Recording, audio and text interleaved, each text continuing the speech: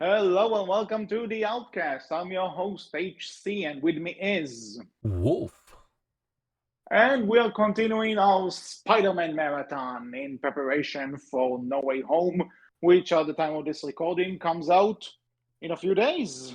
Oh shoot, I thought we were here to talk about the other superhero that everyone likes. Sorry. I watched all those No, films instead, so yeah, sure. which superhero you ask? One of the good ones. Tell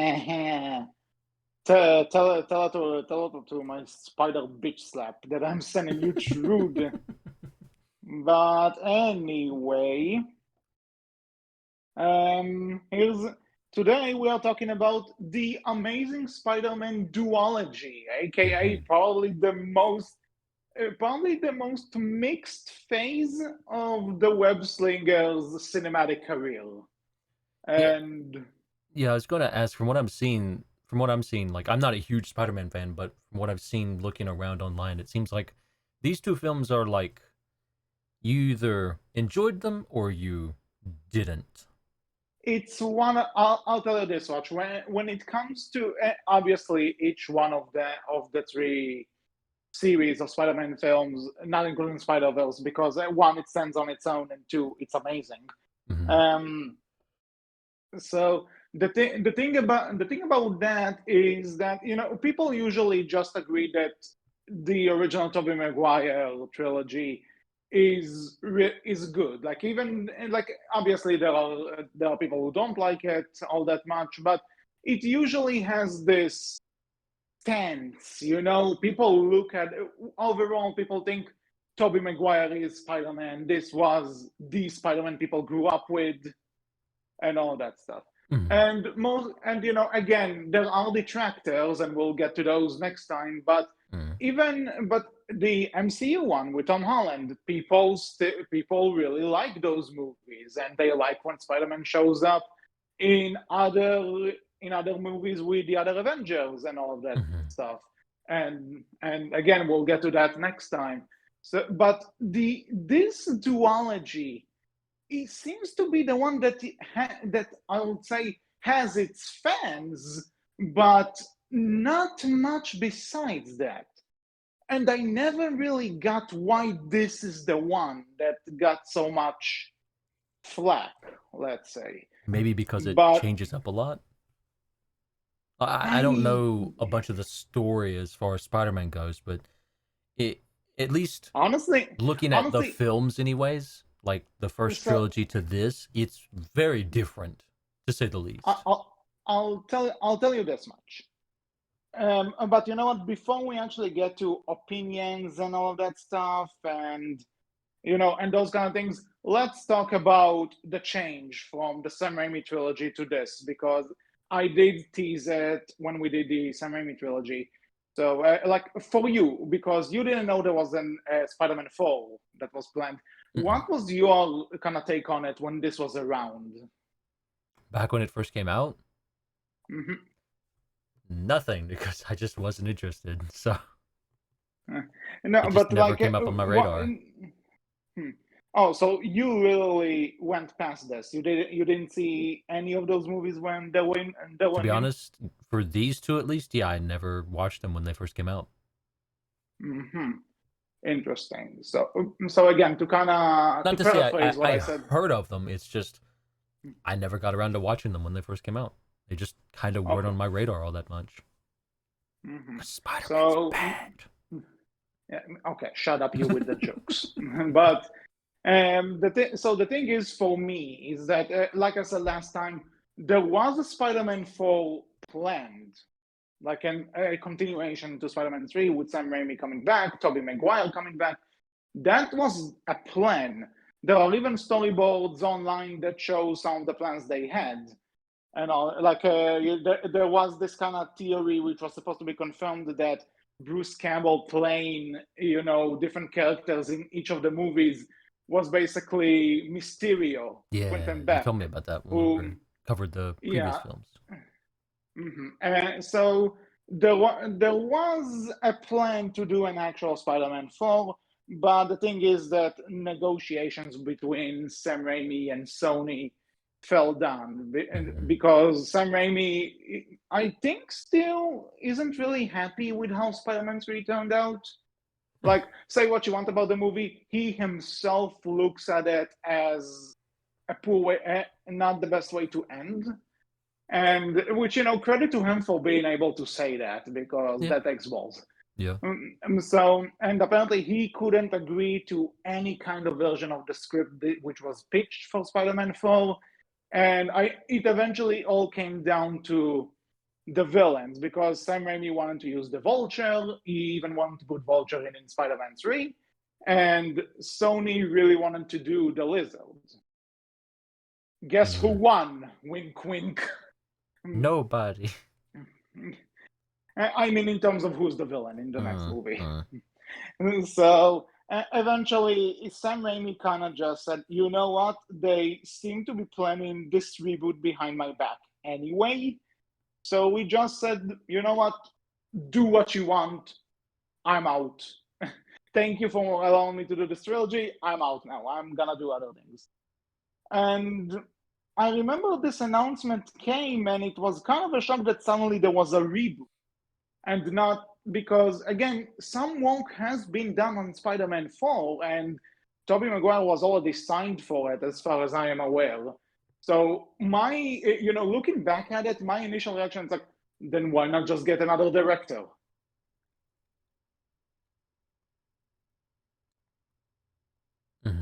Why just reboot the whole thing? The reason is that, to those who don't know, if Sony wouldn't have made a Spider-Man movie in the 4 years after they made the last one, the rights would go back to Marvel, and they could do whatever the hell they want with it.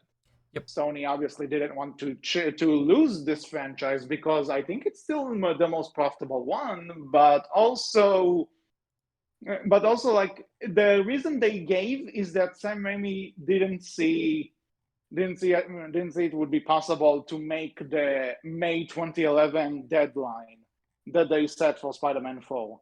And then they announced a reboot for the summer of 2012. So if you're gonna, why not stick to the schedule then, if it was such a big deal for you? Okay. Again, I'm just throwing questions here to what I'm thinking looking back at this whole thing. I mean, absolutely right. It's definitely a thing of we don't want to lose the rights, because I mean, look at the budgets for the first 3 Spider-Man and the movie and the gross that they made with those budgets, right? Like, you're talking, they made a lot of money on the first 3. It says something though that even like the North American, like if you just look at the North American release, right? They all made back their money, then some. Worldwide. Yeah, exactly. No, this trilogy was very much profitable for Sony. Again, this Spider-Man, even before the MCU and all that, was their cash cow. That only on the trilogy they made $3 billion. Yeah, but the Duology, Amazing Spider-Man, didn't make, like, looking at just the North American release again, actually lost money. Yeah, I didn't want to bring this up now, because this is gonna play a part later after we talk about the movies themselves. I'm saving it. Saving it. All right, good to know. We plan these things, ladies and gentlemen.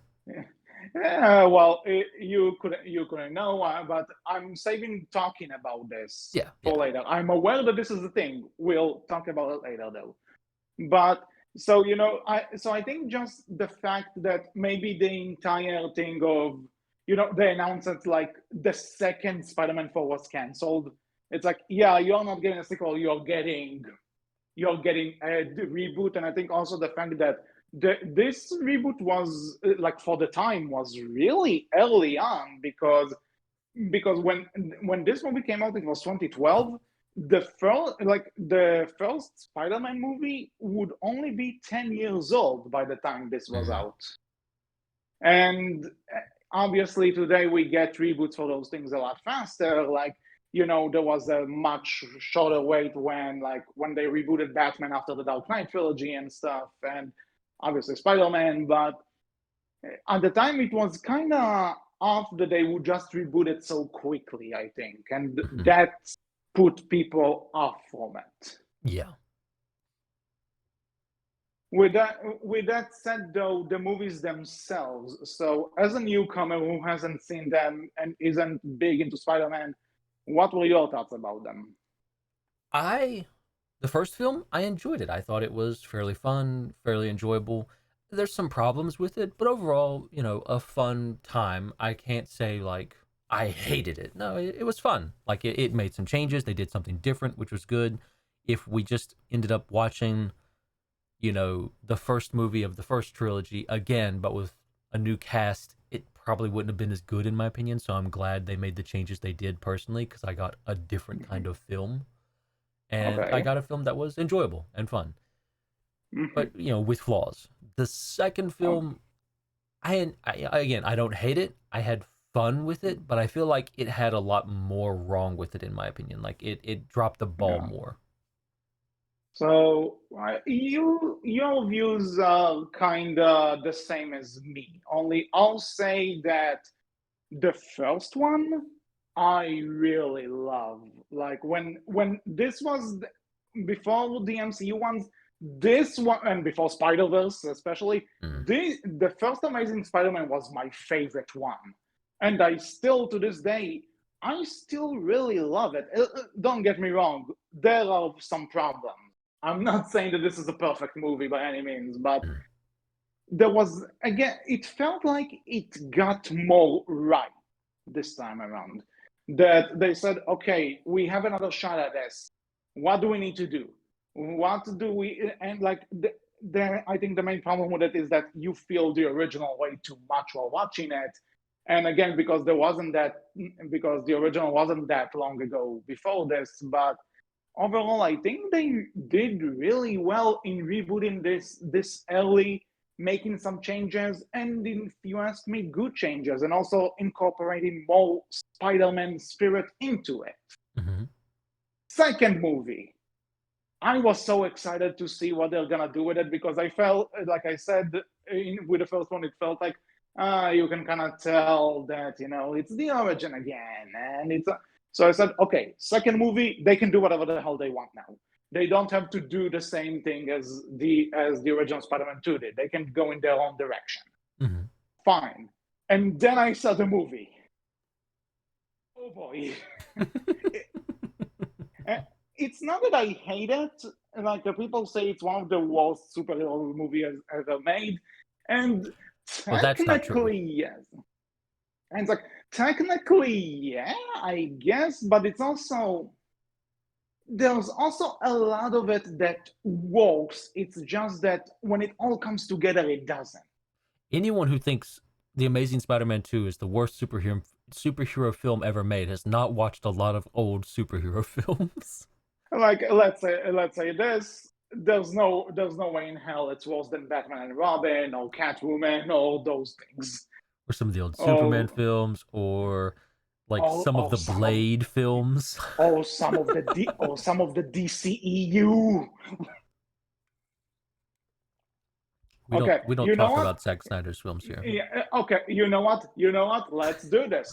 I'd say that The Amazing Spider-Man 2 is a much better and a much more entertaining movie than Wonder Woman 1984. Mic drop. Send all your angry letters to. Actually, I think most people just agree. Most people seem to agree that Wonder Woman 84 is a legit bad movie, so I don't care. Hate me as much as you. All I'll say is, at least Spider-Man doesn't get Gwen Stacy's soul into a random woman in order to have sex with her. That is all I'm saying. No, you can't say that. We could have got a third film where they did that. There's a universe out there where that happened, HC. They got a third The Amazing Spider-Man, and that happened. You know something. No oh joke. My God. HC, I'm going to blow your mind. Okay. The third Amazing Spider-Man. It exists in a universe out there where, in that movie, Gwen Stacy's soul inhabits the body of Mary Jane. Boom. You know something? I was That's planning probably a to fan say fiction this out there again where after we that's... talk about the movie. I was planning to talk about this when we jump after we talk about the movies That's probably in the themselves. But comic. there was actually a plan for an Amazing Spider-Man 3, and again we'll get to it. And according to Dennis Leary, who plays George Stacy, there was an idea for it that in the third film, Peter would learn about the ability to bring people who died back to life. So, dodge the bullet. That could have been this universe. We could have had that. Yeah, but And it would we have been didn't. horrible, but I would have loved it. Okay, so before we jump into spoilers for those movies, so you said overall thoughts, you enjoyed the first one and you were meh about the second? Yeah, I would say first one, fun, enjoyable. Second one, fun, but it has some problems, and they kind of take me out of it somewhat. Like, if you were to ask me overall, you know, so far, right? Overall, which like version of Spider-Man do I enjoy so far? Is it the Sam Raimi or the Amazing Spider-Man? I would lean more towards Sam Raimi. If you were to ask me, out of the 5 Spider-Man films we've seen thus far and covered, which film would be my favorite? That one's tougher. I'm probably leaning more towards the Amazing Spider-Man, the first one, but the first Spider-Man also, like, it's very close, I would say. All right, so I'd say the same, that I really love the first one. I am kind of mixed about the second one. So, spoilers for the Amazing Spider-Man duology in 3, 2, 1. Still hell good. Gwen Stacy dies, but honestly, that's I not mean, a spoiler. everyone Everyone dies, said it. essentially. Yeah, no, but like, because that's the big one. That was. I mean, you say that's the big one, but her dad, like, dies in the first movie, and then, hell, Uncle Ben dies in the first, I'm gonna say, quarter of the first movie. By the half mark of the first movie, it's like, Uncle Ben who? He dead? Oh, no one cares about Uncle Ben. And then Gwen Stacy's No, I won't dad say dies. No, genuinely, Uncle Ben is not brought up at all in the second movie, and he's barely brought up in the first movie after his death. However, Gwen Stacy's dad is brought up a ton in the second movie after he dies. Okay. I'll say for the second movie, legit. For the second movie, that is a problem. For the second movie, the fact that there was no mention of Uncle Ben, and actually, you know something, if we're on the spoilers category, my one, even though I love it, my one big flaw with the first Amazing Spider-Man, he never finds Uncle Ben's killer. Never. That guy just off the face of the planet. We'd never find them. That dude's the real villain. He knows how to hide. He's got some, like, Yeah, and villain it's like, powers going on there. it was such an easy fix. Like the scene with the car thief, which, by the way, is a wonderful scene. I love it. But like, very good. you could have made that him. The first criminal he catches as fully suited, fully functional Spider-Man is that guy. It was such an easy fix. Why didn't they do that? That's the one glaring omission from this whole thing, which I never got. Well, like, some of my other problems with it, right? They start at the end of the first film. They start to do that thing of, oh, I'm Peter. Peter, I can't be with Gwen because I'm Spider-Man, and that's gonna get Gwen killed. Or Gwen's dad even made me promise not to do so. Blah blah blah. And then they end the film with, oh no, we're not gonna do that. We're smarter than that. Then we spend the second film doing exactly that. Yeah, that's actually something that also pissed me off, because when the first film did it, when I was like, oh, we're gonna do this bullshit again. That's like, they can't be together, even though that's when things get actually interesting with a romantic lead. But then Gwen actually tells Peter, he made you promise, didn't he? And it's like, holy shit, smart people. Yeah, she gets it. Like, oh my god, I love this girl so much more because she's not stupid. She's not an idiot. Yeah, but okay, you know what? Say what you want. Amazing Spider-Man Gwen Stacy, She's good. 100 times Emma better. Stone does really good as Yeah, playing her. 100% better than the original Sam Raimi Mary Jane. No fucking contest. Again, No contest, and no one even argues that. Even defenders of the Sam Raimi trilogy would tell you Mary Jane sucks in those movies. and it's not because, and we should be clear, it's not the actress's fault. It's just she was given nothing to work with. Yeah, but Emma Stone was given a lot to work with Gwen Stacy, and she feels like a character. Yeah, no, she feels like a character. She actually helps Peter out wherever she can. Like in the first one, she's making the antidote which saves the city. Peter as Spider-Man just needs to make it work. And in the second movie, she helps Peter, reconfigure his web shooter so that Electro won't fry them. Yeah. It's like, holy shit. She's actually useful. Yeah. I mean, and even outside of that, right? She has an attitude. She has like personality. Like there's a character there. Mary Jane was she's kind of just a cardboard cutout, unfortunately. Yeah. And again, I don't want to be rude to the actress. She is a good actress, but she was just given nothing to work with. It was never Kristen Dunst's fault, and I know she could have done a good job. It's just that, again, the written material was just not great for her. Like, Spider-Man 3 started. Like, yeah, I would go out on a limb and say that Emma Stone as Gwen Stacy was probably one of my more favorite characters in these two movies.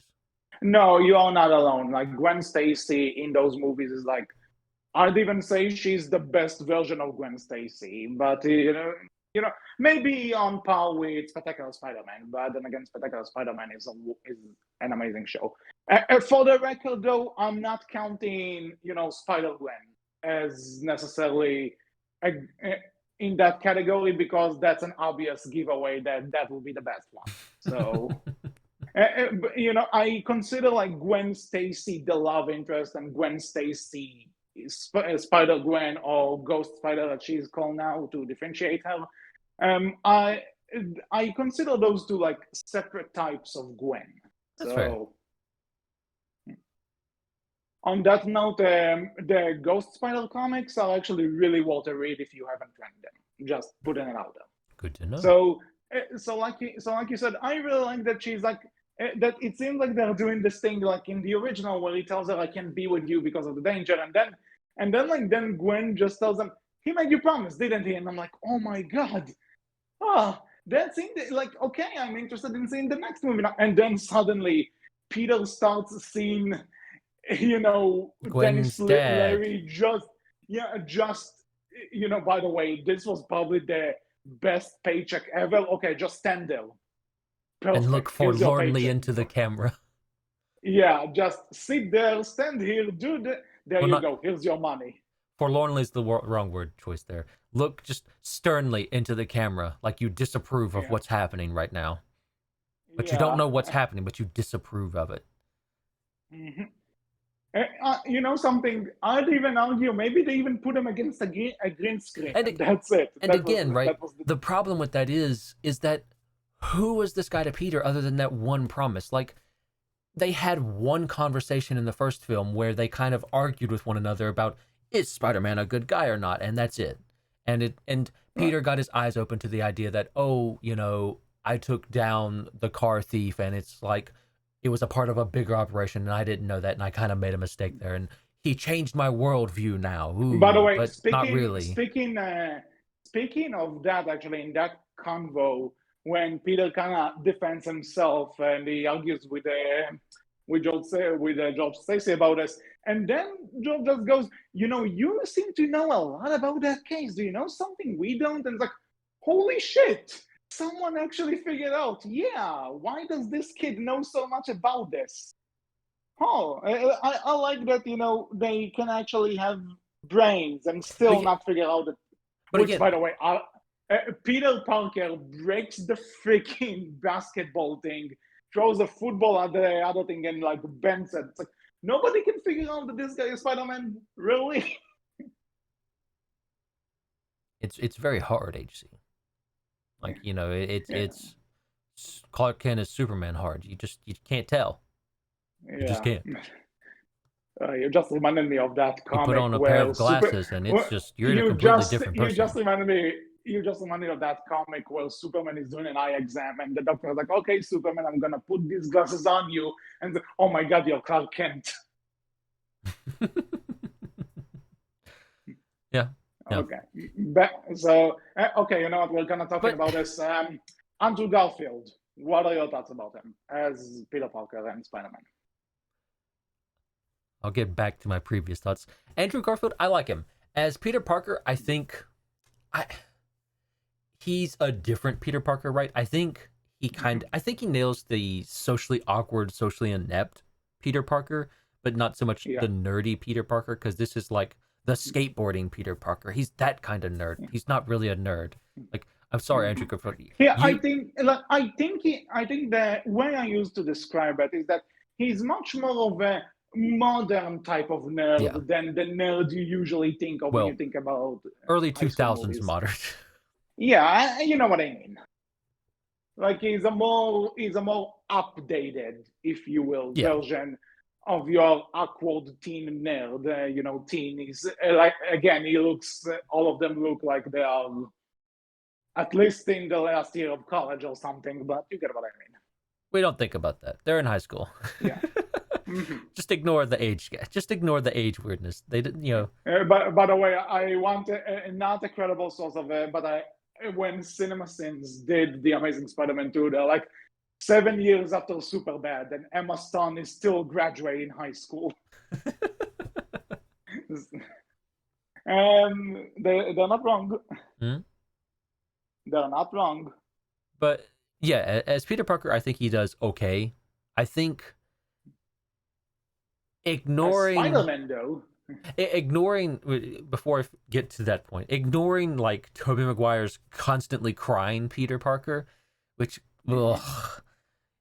I think Tobey Maguire played the better nerdy Peter Parker, in my opinion. Yeah, But as Spider-Man, especially the quips and just the sass and the attitude, Andrew Garfield nails it. I think from what I've seen thus far, the best Spider-Man in terms of quips, in terms of sass, in terms of attitude, and just, like, you know, being that character, he nails it.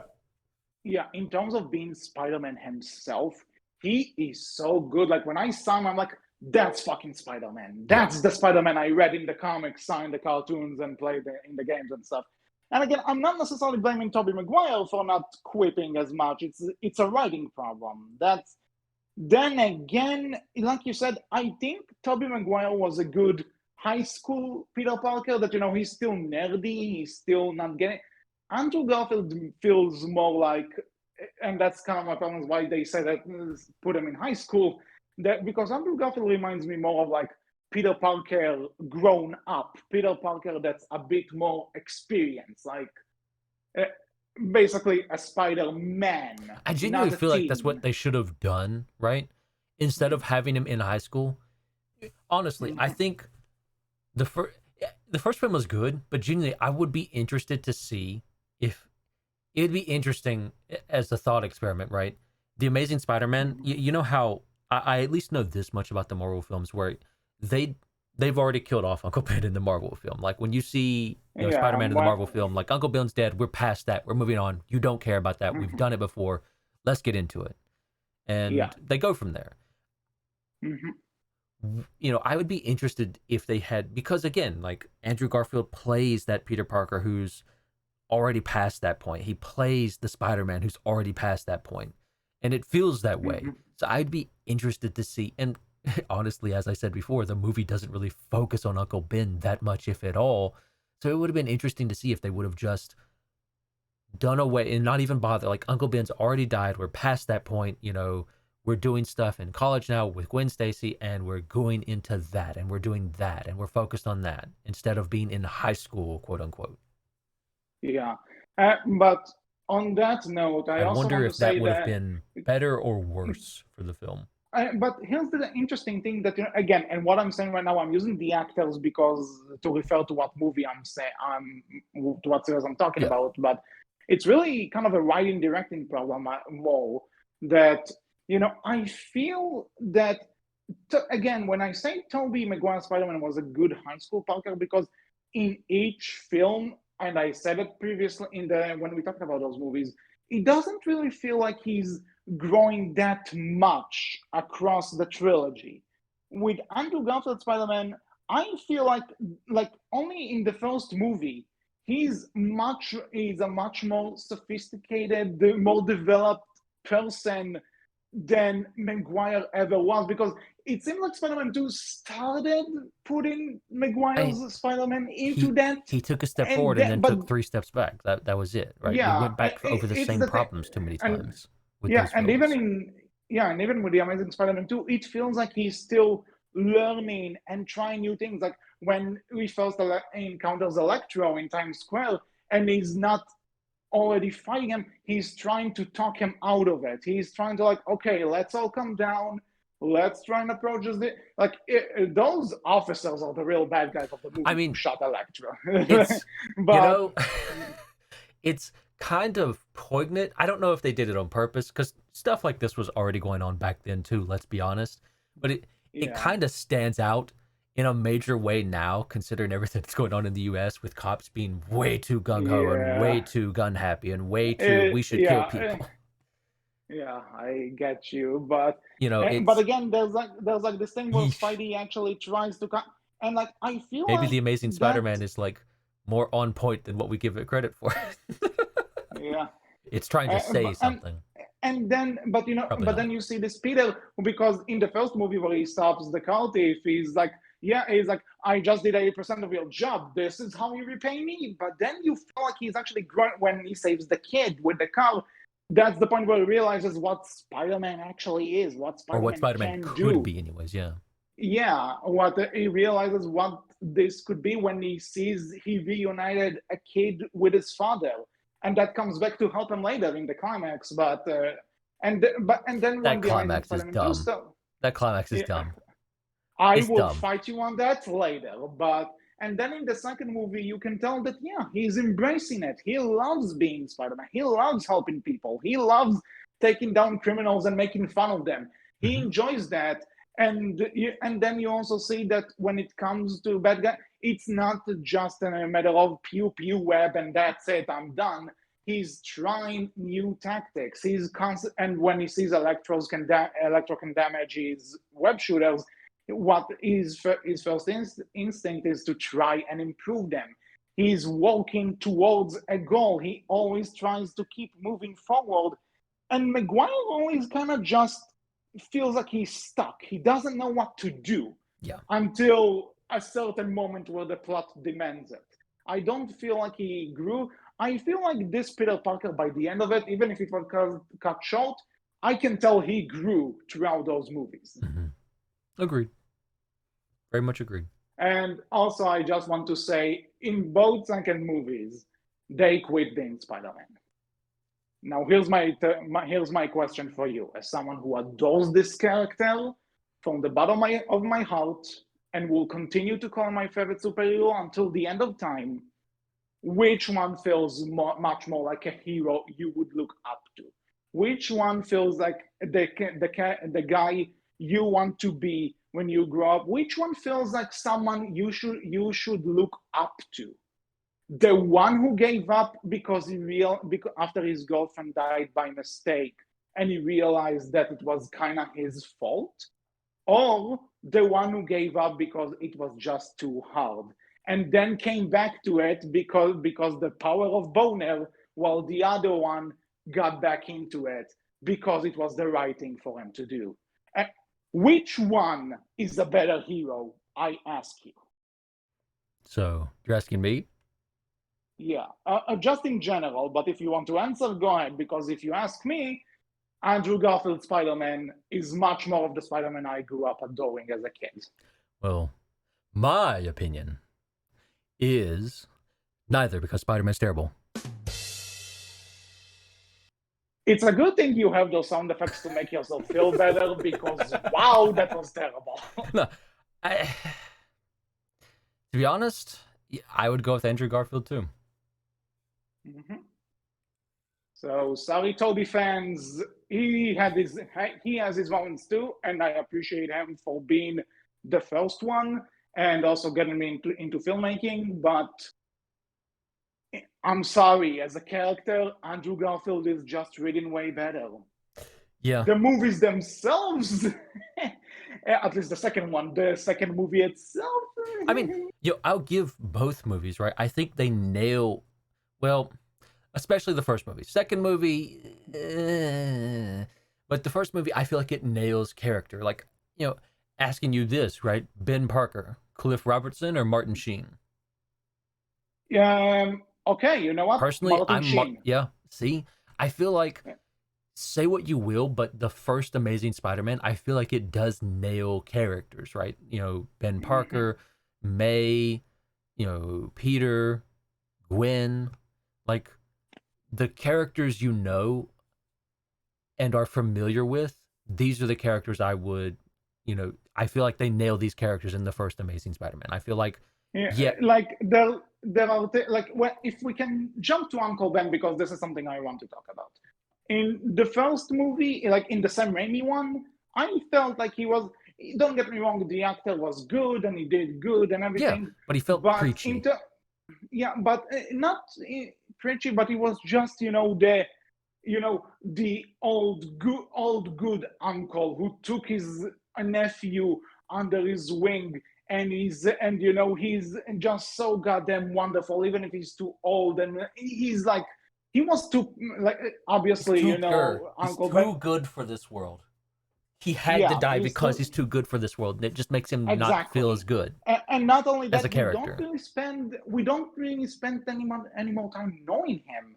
But with the Martin Sheen one, you can tell he's a person. Like, there's a point where you see him and May actually arguing a bit. It's like, don't put this on my table. Or it's like where he tells her, yeah, nobody likes your meatloaves. And it's like, you don't like my meatloaves? We are together for 37 years. Why didn't you tell me before? And it's like, it's small and I love, moments. The face he gives, like, fuck, I fucked up. Yeah, but not only that, he has this conversation with Peter where he tells him, listen, I know I'm not your father, and I know that even at the age of 9, I couldn't help you with your homework, but I just want you to know that I care about you and stuff. And Peter tells him, you're a pretty good father. It's like,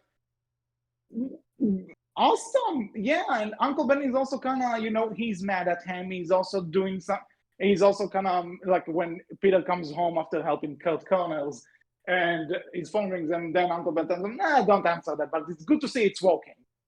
Like, he's good. He's on point. Like, even the moment where they're at the school and he tells Gwen Stacy that, hey, I'm a parole officer. Mm-hmm. Just to fuck with Peter. He has your picture on his computer. That was also funny. Like, he does really, again, I feel like, say what you will about, these two films, but character-wise, the first film nails it, in my opinion. Also, same, but also with Uncle Ben, people say that he kind of brought this on himself when he ran for the gun with a criminal. But for one, I wouldn't necessarily agree. I just think that, you see a person with a gun right in front of you. I think your first instinct out of fear, and especially because we know he kind of says that they kind of imply that he has experience with fighting. Yeah. So obviously his first reaction is take the gun away so that I would be safe. Well, most first people's reaction is probably going to be to run, but yeah, but then the guy can get the gun and go after them. So I can see how that would cross his mind, though. And not only that, we actually see him get shot in this version. In the original, Peter just walks out, sees all the officers, and is like, hey, that's my uncle, and Ben dies right there. Don't get me wrong, it's still an effective scene, but seeing him actually get shot. Uncle Ben get shot. The third in the film. original. In the flashback, but rewrite. I know, but I mean, like, in terms of doing the origin, in terms of showing you the origin story, that. Mm-hmm. Which is, and again, like, it does make sense because it is kind of in Uncle Ben's character, right? To kind of be that hero or play that hero. It makes sense. Mhm. And it does work. And if we can go to Aunt May again in this, don't get. I love Rosemary Harris. She did good in this role, and she also had her moments where she was like, kind of quippy and kind of funny and this stuff. But Still yet, Sally man, Field feels like a better Aunt May, though. yeah, because here's the thing. Peter has conversations with the Aunt May in the original trilogy, right? They have the Yeah. good scenes and everything. But if you ask me, none of those even get close to the scene in Amazing Spider-Man 2, where she sees that Peter is looking for his father, and she screams at him and cries, "As far as you are my boy, as far as I'm concerned, you are my boy." And it's like, fuck, what a great moment. What a fantastic scene. I mean, it does make a difference because they do feel like parents. They feel like people who have raised Peter. They feel like, people who have taken care of him and done this for him when his own parents were just gone. Yeah. And again, so I like that And Aunt it makes a May difference. does because obviously at first you can even see in the first film where his parents drop around, they say you're gonna stay with them for a few nights. So she took him in, probably not that she didn't like him before, and by all means, but it's more the fact that she probably just said, okay, I'll have to keep after my nephew for a bit, but then we actually see her develop into this. You know what? No, he left you here, and I raised you. Don't don't you try and look for a father, because I'm your mother as far as I'm concerned. Wonderful scene, love it, great. And then she's also studying being a nurse for some reason. I don't know. To help pay for his college is what she says. Yeah. And again, No. again, She has another shift. I'm not sure if I'm not sure because she's working someplace else, but I'm not she sure the says nursing is. she's training to become a nurse to help pay for his college. Like, she literally says that in the Okay, film right. during that Yeah, moment. right. Mm-hmm. Yeah. Which again, it just So makes her feel more human because, again, a very grounded problem. Like, yeah, you're dealing with superheroes, but this is still a grounded problem here too. And it's nice to and I have like that it grounding. because as far I always saw Aunt May, no matter the version, right? Aunt May to me was always kind of like the unsung hero in Spider-Man, because she was the best moral support Peter could ever ask for.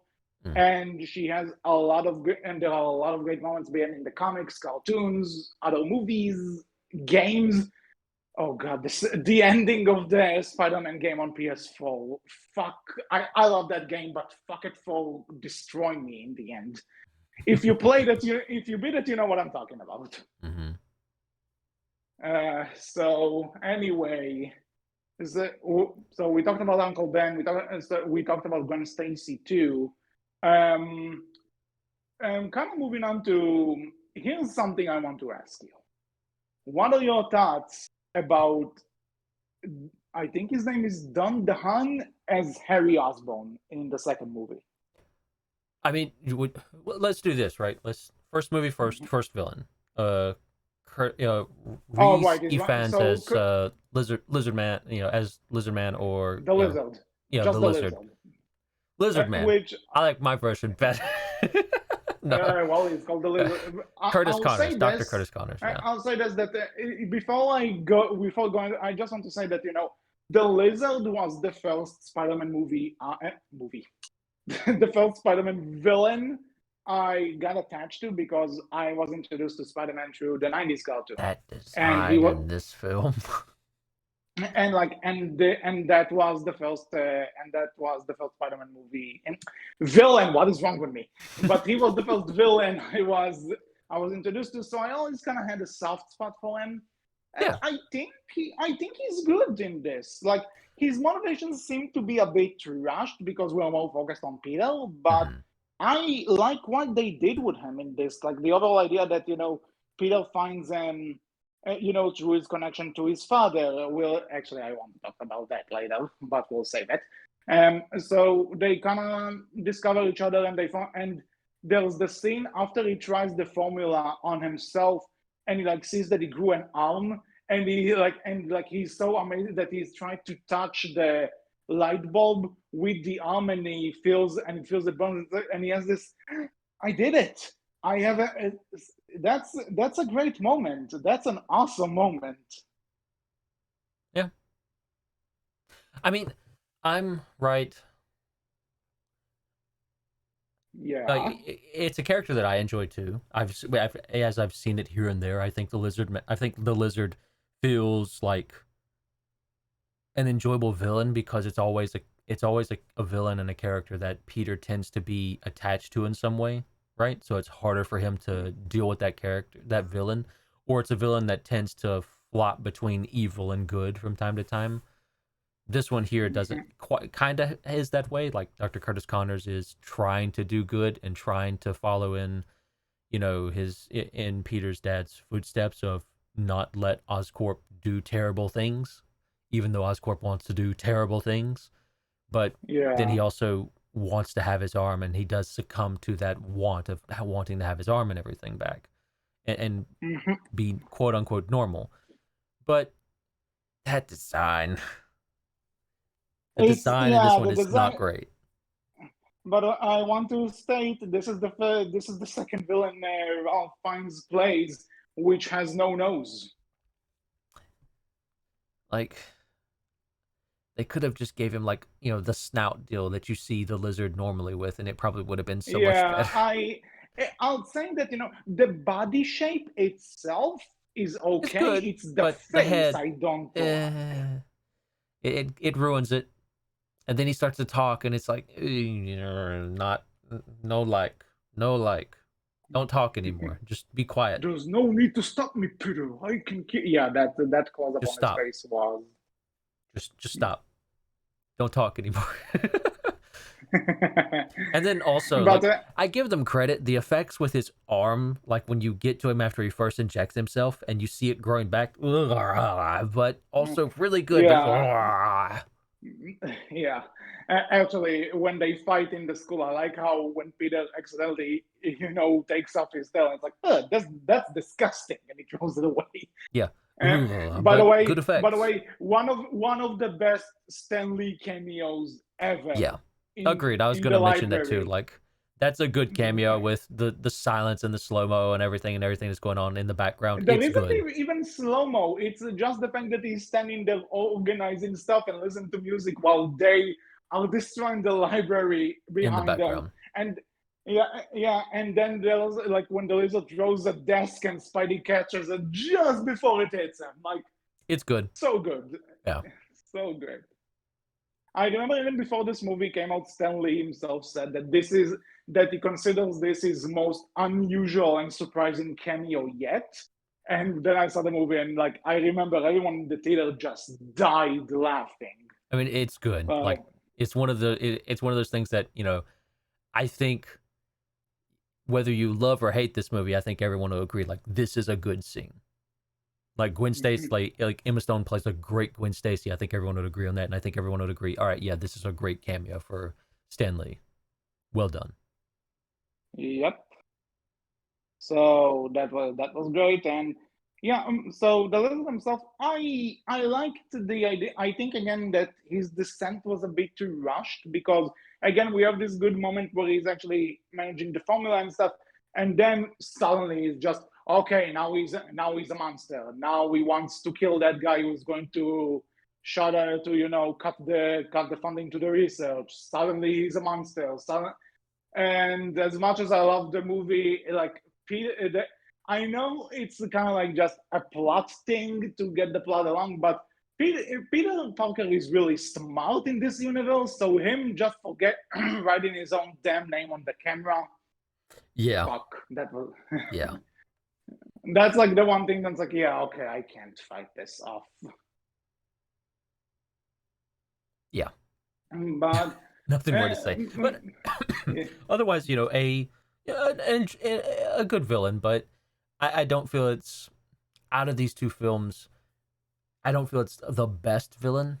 I think the better villain is Electrode. or Oh Electro. boy, this is gonna be interesting to talk about. I But genuinely think in terms of character, in terms of like this feels like, it's stupid, but it's played better, in my opinion. okay. Do you want to move on to them because I think we pretty much covered the lizard. Yeah, So okay. So Electro, good idea, yeah. great idea even. Execution? I'll say execution Eh? isn't terrible. Yeah, that's what I was going to say. I can I agree. I can see what they're going for. I like what they're going for. I do think they missed the mark, but I do think they also hit the mark better than what they did for Dr. Connors and the Lizard.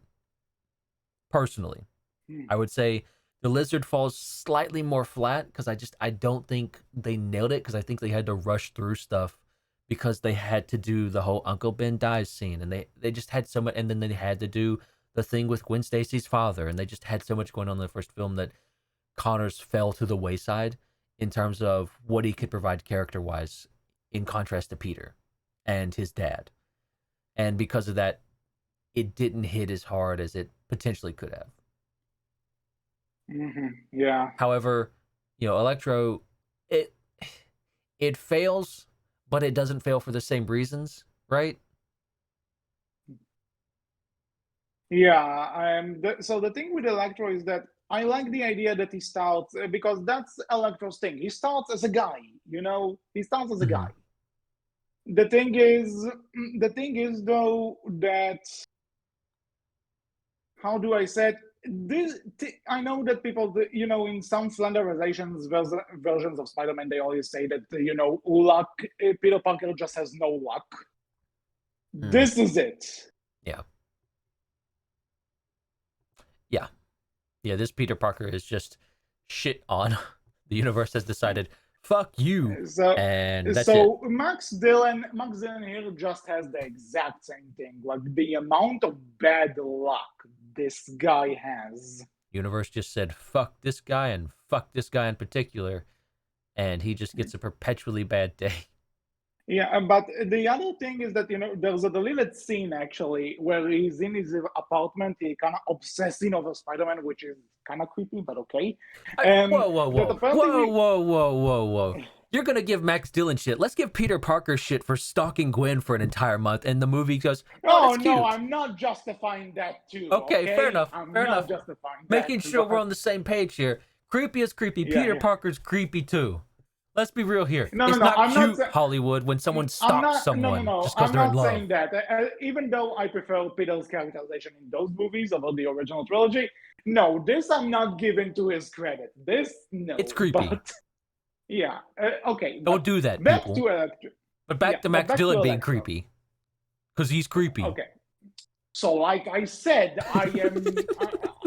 both of them get the discredit, but okay, then like he's working at Ascorp and one day he's staying up late on his birthday because of course, and then like the other guy's like, forget it, man, I'm out the door, and so he falls into that container Man, with the electric eels, and that gives him his powers. I'm And sorry, people made fun. but People made. Wait, I just want to say that, and I want you to hear this too. People made fun of this part for being stupid. I don't care what you would say. The way he turned into Electro in the new animated series we covered here, the CG MTV show, that was way dumber. yeah. Yeah. Yeah. I'm glad we agree. Okay, so Yeah. Electro Awakens, which by the way, the scene with the eels is actually really pretty freaking creepy. Like when this movie came out, I turned 21 and I found it creepy still. Like it's like this is a PG-13 movie. I mean, yeah, What the I hell? agree. It's pretty brutal. It's still kind of dumb though, because it's like, Yeah. I would say if that was me in that situation, it's like, hey, you need to fix this. Everybody else is even, fuck you, boss. Fire me. Everybody else is Yeah. like, no, I'm out. I ain't helping you. You on your own. I'm like, well, fuck it. Leave it. I don't give a shit. You ain't helping. No one else is helping. The fuck you gonna tell me to fix it by myself? Mhm. And then he got. By the way, Fire my ass. talks about Electro's design. By the way, because I I know think it people looks good. Like I like I like the idea because people I'm like people either forget about it or just don't acknowledge it. That's how he looks in the Ultimate Spider-Man comics. He's blue in those. I'm not sure how to feel about him just having this leather suit all of a sudden, but like the skin, the blue skin with the vines and stuff, that looks pretty damn cool. yeah, I mean it works, I would say. Mhm. But then his descent, because so we get to Times Square, and like I said, I like Peter actually trying to talk him out of it, and it seems to work at first. And but then police Gung ho being dumb cops. police being dumb. But then and then like when Spidey saves an innocent guy there, and like was like sees all the attention, and it's like suddenly he's like, "You betrayed me, you set me up," and it's like now Yeah. he's the villain. Yeah, it's stupid. I'm not gonna defend that. It's dumb. I think Although Jamie Foxx although played. if we can talk though in that hilariously that it's so bad it's funny. It's like today's my birthday and now it's time for me to light my candles. Mwah. Yeah. Wonderful. I think Jamie Foxx plays the character well, and like I say, I do think what they're going for there is good, but yeah, it falls flat. Like you can't defend it; Because it falls flat. then they send Electro to that prison, right? And he's being taken care of by Dr. Kafka, which what a random ass character to bring in and do nothing with, by the way. Oh, that's a And character in like the Spider-Man lore. yeah, that's a character in the Spider-Man lore. That's someone. They And I kill think it's his also a ass. girl. And I think it's also a girl in the comics. Oh, Don't quote okay. me on that though. So Well, but he then there's dead also here. so they put him in this container. Then he goes like, "Don't you know I'm Electro?" And it's like, when did you ever introduce yourself as that? Listen, he had to come up with a good villain name, and it's a good Yeah, villain but name. how do you expect people to know him? and and again, then Harry Osborn saves him, and he takes over the network, and Spidey fights him. And that's another thing that again, while I like Spidey's characterization here more, I will never defend this. Spidey, for all intents and purposes, planned to kill this guy. When this guy died, because when in the if someone died in the original trilogy or even or something, you could say that it was more their fault than Peter's. Here, though, Peter legit planned this. His plan was to overload him. He knew that this was gonna happen, and there are no repercussions to this, by the way. I And mean, also, it Spider-Man feels ain't just kind Batman. of yeah, but it's also like I don't feel like this is something Spider-Man would do unless he Fair. really has no choice. Like he saves Norman Osborn from death how many times, and that's his arch nemesis. Fair. But it also feels like in terms of Electro's arc that what exactly happened with him here. So he was a nobody. Then he got those powers by mistake. He turned evil. Then he died. Like I don't feel there's no completion there. There's no end to it. It's just like it stopped. It's like okay, this was a person. He died. Nobody cared. Moving on. It's again right. Like I think it's the problem of they had too many villains to focus on in the second movie, And and you none say of them this, you say work. this, but then but okay, there's Electro, who's kind of the main one. There's Harry Osborn, which gets screen time, but we'll get to him in a bit. And Rhino, who's Rhino? What is he? I as far as casting choices go, I think that's Paul Giamatti. That was Yeah, no, he's having fun with that, and he's good for oh it. he's having fun. But what? Paul Giamatti is good, but that was just a bad choice. You couldn't have picked anyone better. It's not Really? even that. It's that he's in the beginning as like just a random thug, and then he shows up in the end with the suit, and it's like, and then the movie's ending. Okay, that helped. That was We a could have good, left him out. well-developed villain. We didn't need This him. was. Mhm. But Electro, So that again, was. it's good idea, failed the execution. Probably should have just been the main villain and that was it for the entire film. But we got a second villain, Harry Osborne. Green Goblin. So That's a design. yeah, like that design, like in terms of the design itself, I think it actually looks kind of creepy and stuff. That's actually kind of cool. But what I don't get is that again, this suit is basically like a prototype for like soldiers and stuff. This is supposed to like serve the military and shit. And then they have those Bluetooth earbuds from hell that give them the goblin ears, but it's like who was like, okay, hear me out. And then the The freaky ass teeth. communication, like the headsets, we're gonna make them like pointy and you get straight into your ear. And it's like, who the fuck designed this and who signed on this? Like, who would even agree to Oh, put that's why this the in their suit's in hands? Osborne's failed, experiment area. Yeah, still, but the fact it even got to a functioning state that Harry Osborne can operate it, like, what the hell, people? It's still it's a dumb design. It's a dumb design. I can't believe I'm saying it, but the Sam Raimi Green Goblin was a better design. Something, at least I think in the Sam Raimi ones, you could argue that it fit the tone, the goofy tone they wanted to go with. Yeah. I mean, And in here, even when Harry took over the Green Goblin afterwards, and even his okay. design was, oh no, both of them were better than the one in here.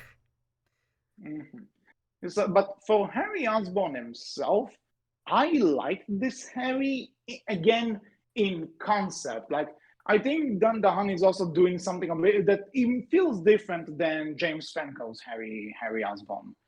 I'll say this, but also there's something I kind of like, but also kind of don't like that you just have to kind of assume is his history, because he has this scene with Norman a bit before he dies, and where Norman tells him, "You have the same disease I do," and then the next scene you already start seeing that he's sick. It's like, Yeah, it feels like that goes extremely quick. Like Norman's super old, or looks super old anyways, and then he dies from the disease, and he's like, "It starts now. Have fun, haha, bitch," and then dies. And it's like, yeah, and then he's almost, and already looks horrible from the disease, and it's like, yeah. that's a rapid progression out of nowhere. And then, like, we see Harry taking over Oscorp, and then like he connects with Peter, and okay, they have this little moment where they talk to each other, and it's like, okay, I can believe these two We're were friends. friends. I Yeah. can believe these two were friends, and they're like now catching up and stuff. But then the next time we see them together, Harry just drops this bomb on Peter, which is like, I'm dying, and I need you to talk to Spider-Man to give me his blood. Please do this to me. I'm your best friend. You have to do this. And it's like, what? When in the hell? Like, again, I get a childhood friends, but it feels like, again, a bit of a leap from me connecting to, you must do this for me because we're best friends.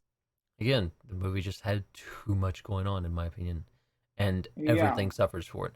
This could have been something that was fine as its own movie, but because you have to include it with Electro, with and then Rhino, with the relationship issues, with the flashbacks to Gwen Stacy's dad and seeing her everywhere, it's too much. It's the same problem that the third film from the original the Sam Raimi trilogy suffered from. It's too much going on. So for one, before we'll get to it, because there's an interesting point I kind of just had a realization about it before we started. But the one thing that's interesting to me is with Harry Osborn is that when you really look at it, he's a pretty pathetic Green Goblin. Like, for one bad timing that he shows up just the minute Electro is dealt with. Like, there isn't even really a real team up with these two. It just one comes, the other one goes, the other one comes. Yep. But then Spidey doesn't really fight the new Goblin for more than like 10 minutes, maybe. And the only real accomplishment he has is killing Gwen, which even then you could just say she's a casualty and not a direct cause and effect Spider-Man by killed Gwen. him. Mm-hmm.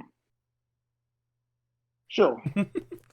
I mean, he failed to save her. It was his web that kind of he messed up. You know, so it's his fault. Okay, you want to talk about this scene now? Well, no. Because I at least want to ask you, Harry Osborne, James Franco, Dane DeHaan, which one? I think in terms of like acting and take, Dane DeHaan, in terms of character and arc and all of that stuff, James Franco.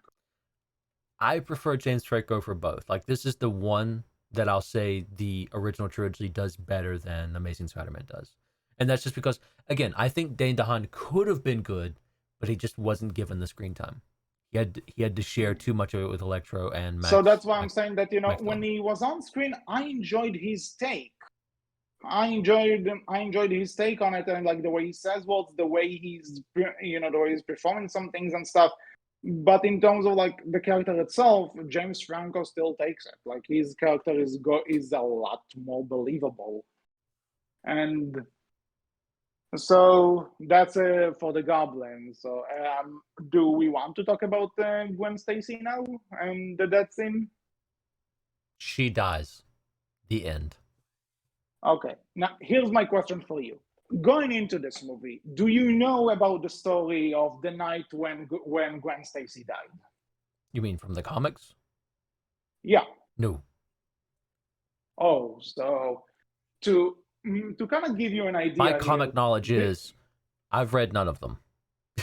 Okay, no, but because this is still one of those, because this was a plot line which was really famous back then. Mm-hmm. Because like, I've heard of it, but that's it.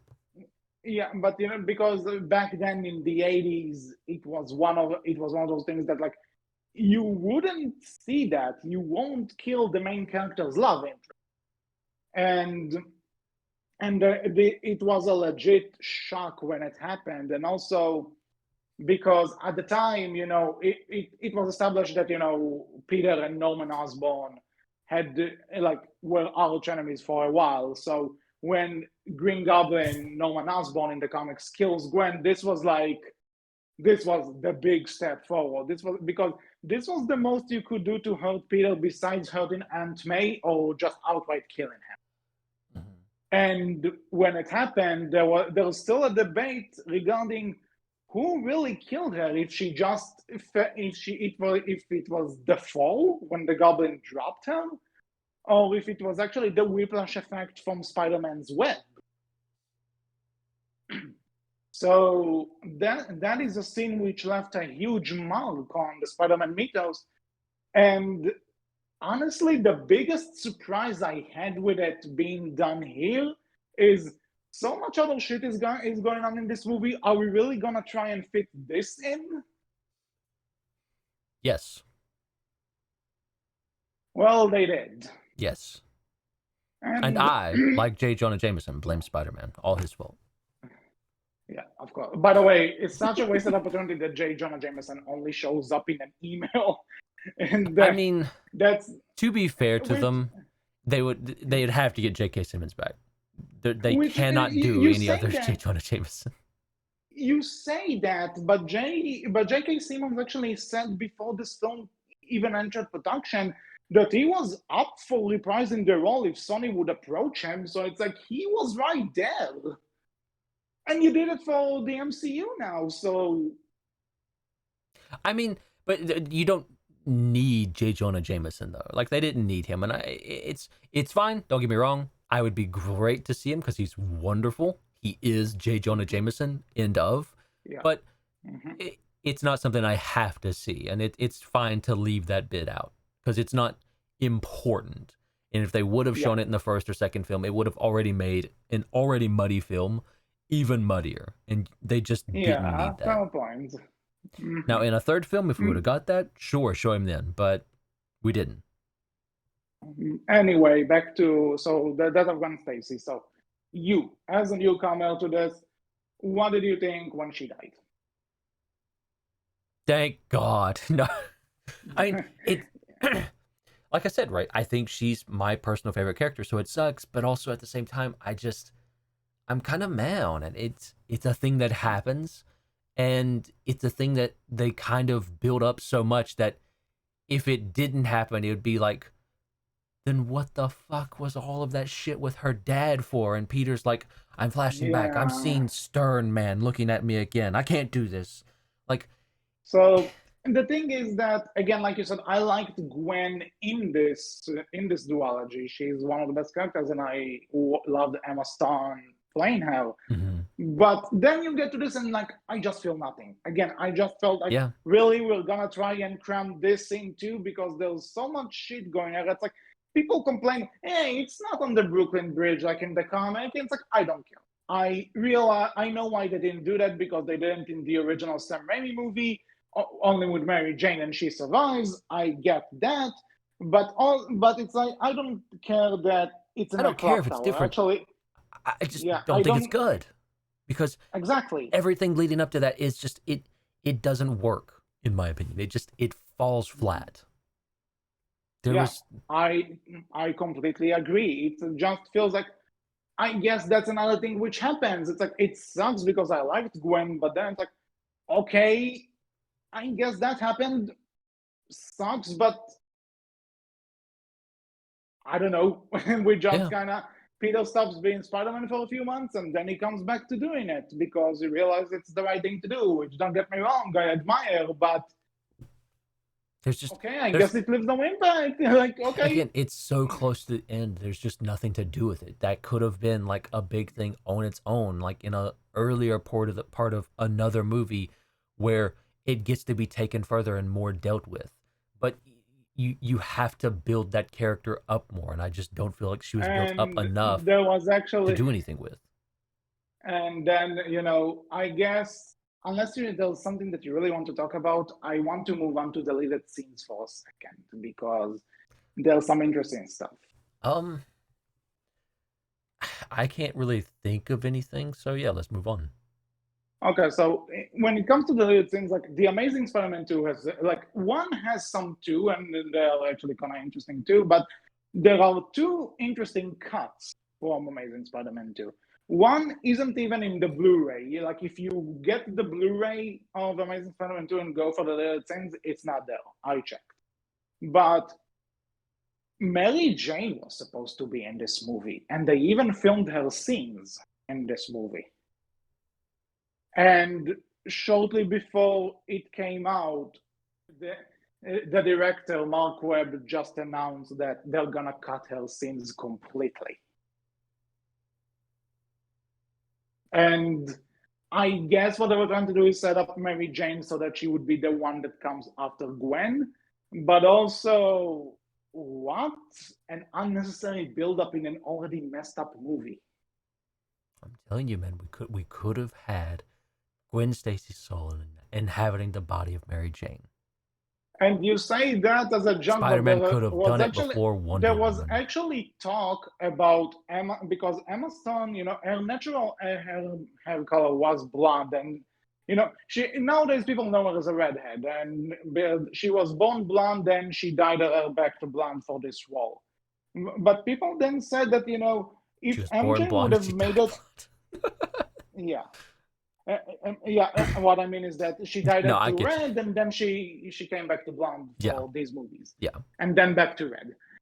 So the other thing about that is people actually have this theory that maybe they could bring her back, Emma Stone back, as a with her red hair for the third film, and she will be playing MJ now. No, And the reason no, I'm just saying it could have been interesting instead of just shoving MJ as another character to just set up it's something that they won't do it's anything with. I feel like it's hard to do that though, to have the same actor come back and play another character in the same film that's more of a major role, right? I feel like it's hard to do that. Not saying Emma Stone Mm, couldn't do it. She's probably more than talented enough and capable enough, but it's hard to pass it off to your audience and make that feel mhm. believable and work.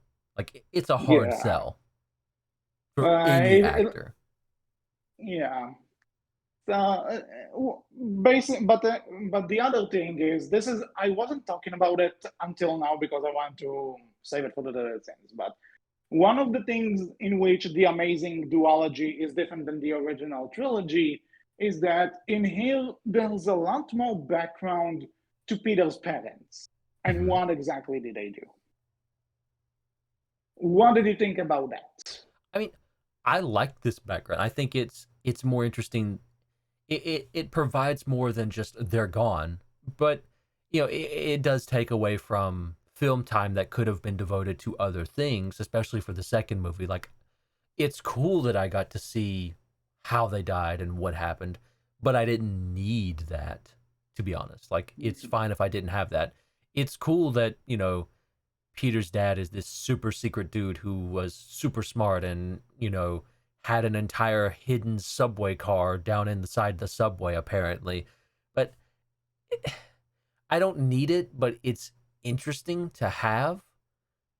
And I suppose, right, it's interesting in that it provides stuff to Peter's character, especially for the first movie. But again, because the second movie is just so filled up with stuff, like, you could have had the whole secret subway car thing be a part of like a Harry Osborne and Green Goblin movie where Peter finds this and he's going to tell Harry, like, hey, I'm Spider-Man and I found this stuff, like, I can't give you this and here's why, because I found some of my dad's old research, but oh wait, too late. But oh wait, too late, because Harry's already taken the venom and has become Green Goblin now. And that could have been its own movie. But instead we get it here where it just doesn't provide anything. Now, again, the first film where we get more of the parents and we see like something interesting's going on there, you could do stuff with that. But it goes nowhere in the second because, again, it's just too muddy. So, and I'll just say that I like it in the first one. I like that it's just something that Peter never got closure on. And through meeting Kurt Connors, he kind of does. He suddenly realized, okay, my father was working on something. And it can also kind of connect them to the entire transformation to Spider-Man. Yeah. I like it there. That, he doesn't find answers, but it's also, it's connected. It's not there for no reason. Yeah. Then the second movie, like I said, I think that if we cut the parent scenes and just focus on other stuff, that would have made the movie a lot stronger because we could actually do the other stuff that people are interested in. But also, to the deleted scenes, there's a very interesting, not sure in a good or a bad way, but a very interesting deleted scene which was supposed to take place near the end of the movie after Gwen dies, where we would have found out that Peter's dad is alive and he meets Peter.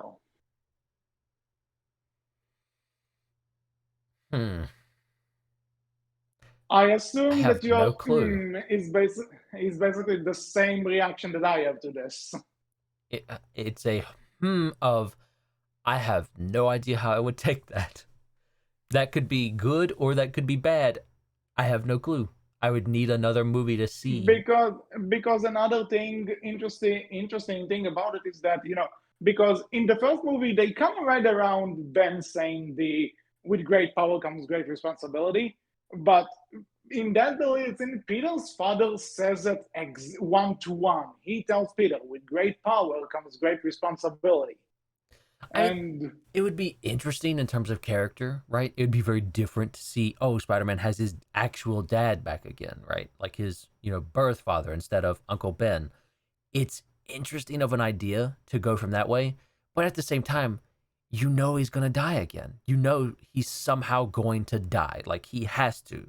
Peter's just not allowed to have a dad. He's allowed to have a lot of father figures. All of those father figures die. Looking at you, Marvel Films. I know what you did. Everyone knows what you did. You did it too. You can't say you didn't do it. You did it. We'll get to that. But all of Peter Parker's father figures die. So even if you bring his actual dad back and he's not dead, he's actually alive, and you bring him back, he's still, everyone watching that film, he gonna die. It don't matter. We don't know when he's gonna die, but he's gonna die. It's gonna happen. Third film, fourth film, doesn't matter how many you get. If you're bringing his actual dad back, he's gonna die at some point. It's just gonna happen. We all know it. Let's not pretend. Yeah, And okay, it's that's at fair. that point, it's That's like fair. this is super interesting, but then with that with that in mind, I don't see what you would do with it other than he's a father figure again. Oh, he's dead again. Big sad for Peter. Peter's back as Mhm. Spider-Man again. No more sad. Yeah. Movie over. I will say that. So now comes the part where, because one, how ironic that Sony executives just did the exact same mistake they did with Spider-Man 3. It's like nothing was learned from that Yeah, lesson of don't put too much in it's your movie. yeah, it's it's it's striking how it's the exact same failure of it's just too much going on, and I don't see like you made the third film, Sony. You were there for that. You And saw also, how it failed the because it was same too much going people, on. and the same people, Avi Arad, Amy Pascal, not to say these people are untalented because they made some good movies and with Spider-Man 2, but also you didn't you learn anything? But No, now I apparently. have to ask you, since these are because these two are like not only the two that people consider the worst ones from those from that era, but also both of them killed their own respective series for better or worse. So, which one would you say you preferred, like Spider-Man Ooh. 3 or Amazing Spider-Man 2? Mm-mm. I'll say I prefer Amazing Spider-Man 2 Mm-hmm. simply Now, because I don't go I on. feel like even though it's not great, I feel like it feels more complete at least. I don't need any more. I don't want any more. The original trilogy, that ending, like if I'm not mistaken, we talked about that somewhat. Yeah, It that it just feels ends. it feels lackluster. It feels like it's missing something. It feels like it's not good enough. This ending, take it or leave it. It at least feels like an ending. It feels like this story of Spider-Man. These two films feel complete, whereas the Sam Raimi trilogy doesn't. So my thing is that on the whole, I would have said that I agree that I prefer Amazing Spider-Man 2, but the more I think about it, I kind of found out something. Like I realized that I prefer, in terms of the overall narrative, in terms of the overall how the movie is structured, I think 3 is better constructed. Okay, Like the 3 balances the stuff it has a bit better in terms of like when to cut to what. fair. Not perfect, mind you, but at the same time, Amazing Spider-Man 2 has much better scenes in them. In it, it's just that they are connected poorly. Mm-hmm. Very fair. So I guess take what like pick your poison. Do you prefer a story that kind of manages to at least keep everything tied up together while having moments that some are great but some are not so great, or a And movie some are that just has a lot of great hilarious. yeah, or a movie that has a lot of legit wonder great scenes in it, but connecting all those things together doesn't work as well. Mm-hmm. Pick your poison. Yeah, I would agree. It's pretty much going to be Because like, what are you more interested in? Like a lot of good character moments and a lot of good character scenes that because I'd say Amazing Spider-Man 2 actually has one of my favorite scenes in any of the Spider-Man movies, which in Times Square after when Electro kind of blows the car up, and then like you see the Spider sense walking, where you see Spidey realizing, okay, one of my web shooters is down. There's this old guy here. There are two people who are gonna touch railing and the get pole electrocuted. the poles and get electrocuted. How do I so with one web shooter he manages to split the web up so that it would catch the car. Then he shoots one web to the hand that has the shooter down, in order to catch that hand, and then with the other, he actually saves the other guy.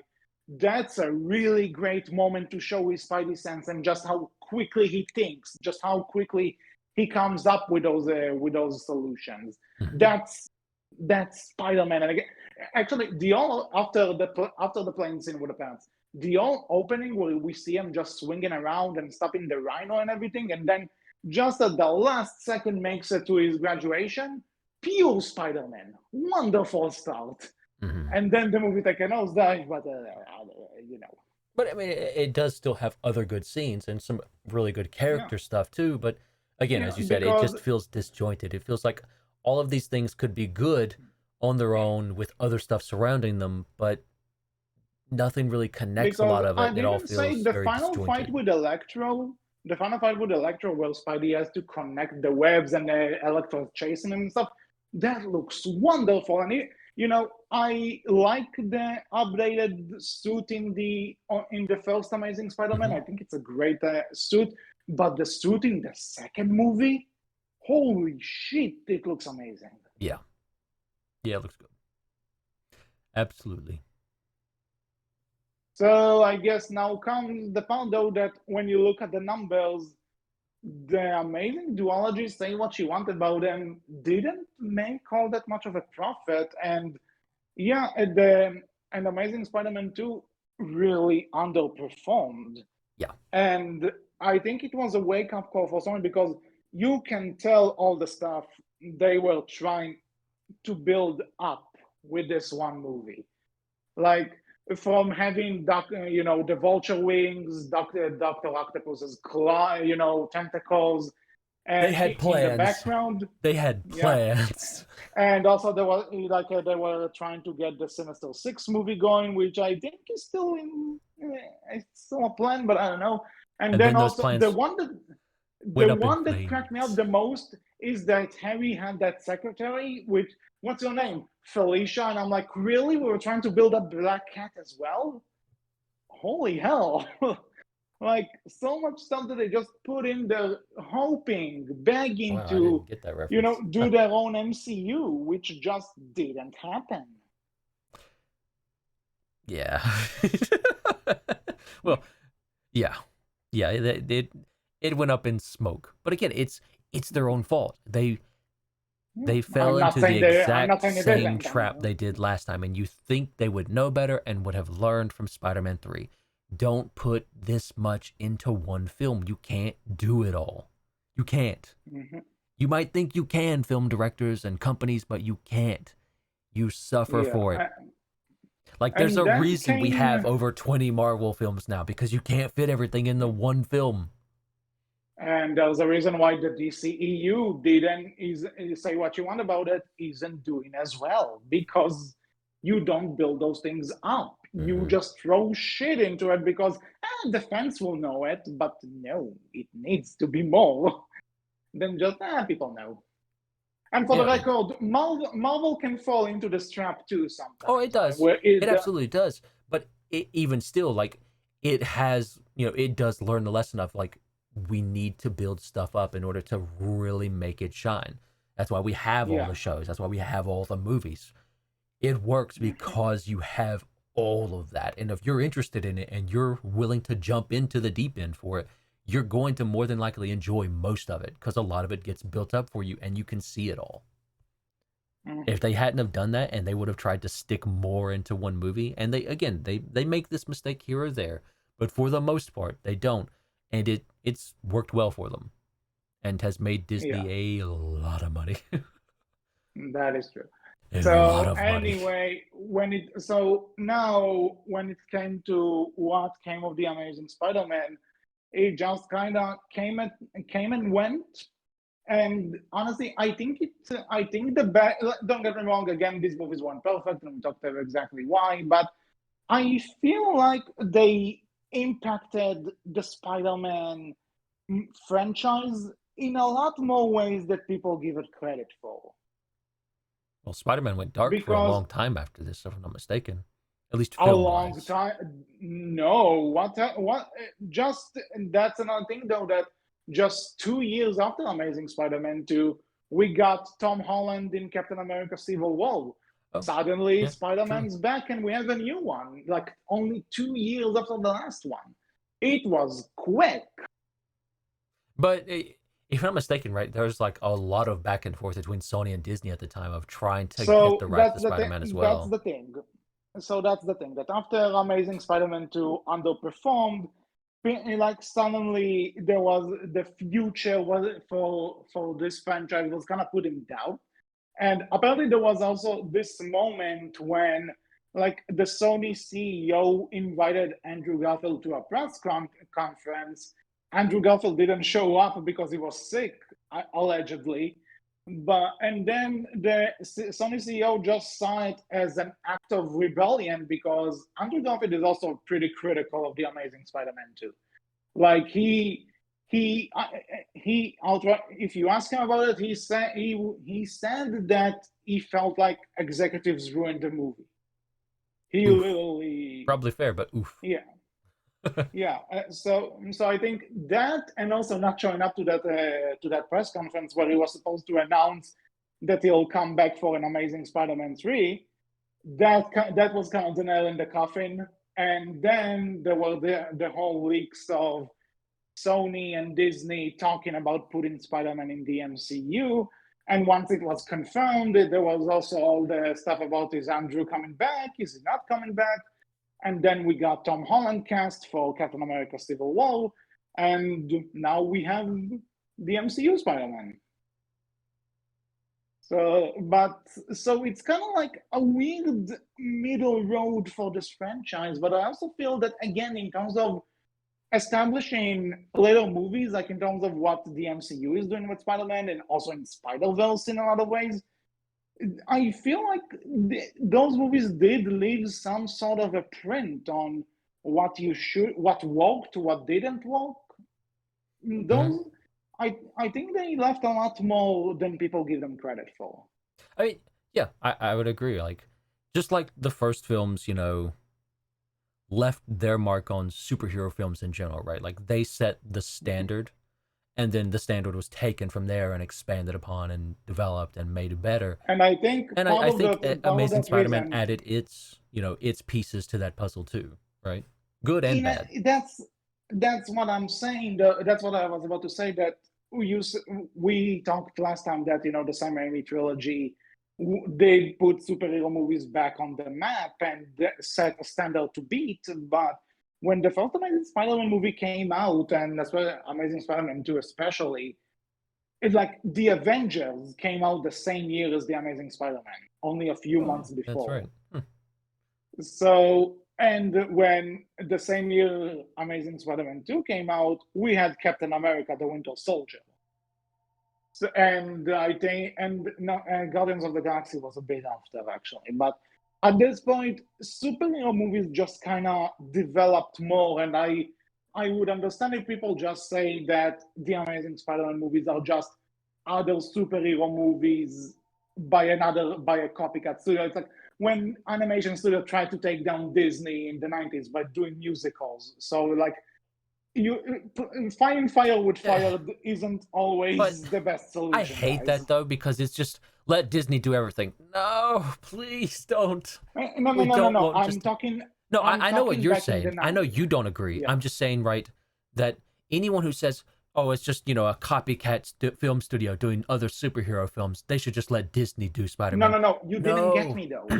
You didn't get me. I said that remember back in the 90s during the Disney Renaissance, Oh no, I what know. did animation studios try to do? Make the animated musicals. Yeah, So basically doing Disney's thing, but you can tell it's not Disney. yeah. So in that sense, when you had the MC, regardless of Disney or not, but when you had the Dark Knight trilogy at the time, because again, Dark Knight Rises came out the same year as the Amazing Spider-Man, so you have the Dark Knight trilogy, you have the first phase of the MCU, including the Avengers. Suddenly, the Amazing Spider-Man might come across, even though I still love it, it might come across as generic in that genre, and it's that other studio that just had the Spider-Man right, not Fair. actually someone not actually the people who make those things. So I guess that, but also I think in terms of like balancing the Peter Parker Spider-Man element, some moments where like some moments I feel like really impacted Spider-Verse in a lot of ways. There are I think they left, and with all the gadgets, Peter actually being smart and stuff. I think they left a lot more credit than they left a lot more An impact. a lot more They left good more of an ground impact. for this one.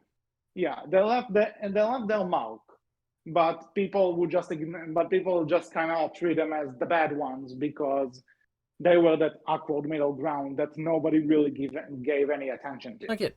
Hey, we said it before, right? Like the Sam Raimi trilogy walked so the Marvel series could run. You could say the same for this. The Amazing Spider-Man, and the Sam Raimi trilogy walked and jogged, so the Marvel universe and the Marvel Spider-Man could run. Mm-hmm.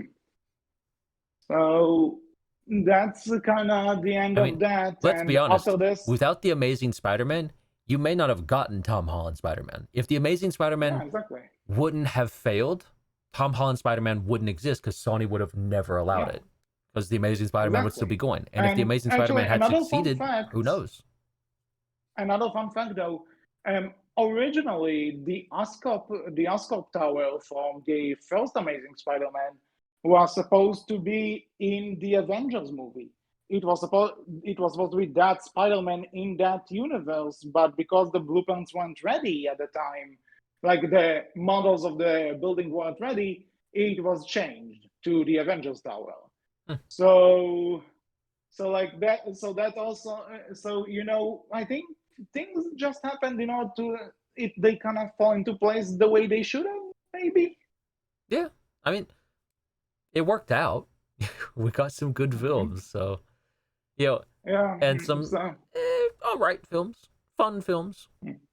But eventually, we also got Spider-Verse, so that's which another is thing. The best film. Yeah, from what I've been told. I've yet to see it. Oh, dude! Like I'll say this. I've seen small tidbits, and that's it. So like Spider-Verse is like the one that got it. It's the one that got everything. It's what I keep getting told. I can't wait to come back and say I hated it. Well, we'll get to it because, again, synchronize your watches because by the time next weekend hits, No Way Home is about to be here. And so, is there anything else to say you want to say about the amazing duology? I'll say this one last small thing. We didn't mention it, and I meant to. Flash's character. Yeah. I kind of really liked that he wasn't as much of a bully in this one. Like, I even loved the fact that, hey, Peter, Uncle Ben dies, and Flash is actually like, hey, man, and tried to be, kind and nice and everything. Like, your uncle or, aka, slash dad died. Yeah. That's rough. I get that. And I'm not here to bully. I really like that. That was good. I like that change.